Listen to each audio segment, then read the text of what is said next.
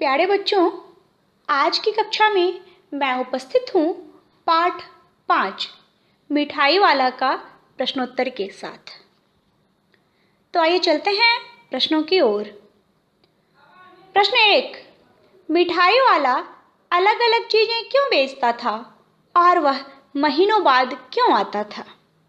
उत्तर, मिठाई वाला अलग अलग चीज़ें इसलिए बेचता था ताकि बच्चे एक ही तरह की चीज़ों से उबे नहीं।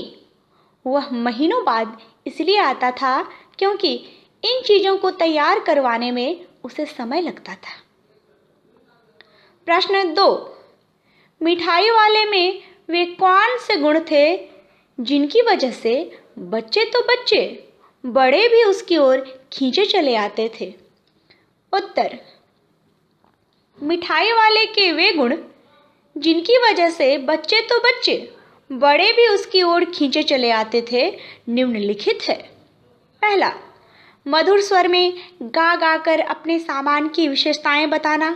दूसरा, बच्चों की मनपसंद चीज़ें लाना। तीसरा, कम कीमत में सामान बेचना। और चौथा, बच्चों के प्रति अपनत्व का भाव रखना। प्रश्न 3, विजय बाबू एक ग्राहक थे और मुरली वाला एक विक्रेता। दोनों अपने अपने पक्ष के समर्थन में क्या तर्क पेश करते हैं? उत्तर, विजय बाबू एक ग्राहक थे जबकि मुरली वाला एक विक्रेता। दोनों ने मोल भाव के लिए अपने अपने तर्क पेश किए। विजय बाबू ने अपने पक्ष में तर्क प्रस्तुत करते हुए कहा, फेरी वाले को झूठ बोलने की आदत होती है। देते तो हो सभी को एक ही कीमत में सामान और एहसान का बोझ मेरे ऊपर लाद रहे हो।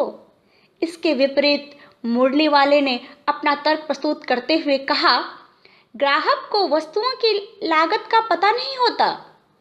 उनका तो दस्तूर ही होता है कि दुकानदार चाहे हानि उठाकर ही वस्तु क्यों न बेचे, पर ग्राहक यही समझते हैं कि दुकानदार उन्हें लूट रहा है। प्रश्न 4, खिलौने वाले के आने पर बच्चों की क्या प्रतिक्रिया होती थी? उत्तर, खिलौने वाले के आने पर बच्चे बहुत खुश हो जाते थे। वो इतने खुश हो जाते थे कि खेल कूद भूलकर अपने सामान, जूते, चप्पल आदि को छोड़कर अपने अपने घरों से पैसे लाकर खिलौने वाले के पास खिलौने खरीदने पहुंच जाते थे। धन्यवाद।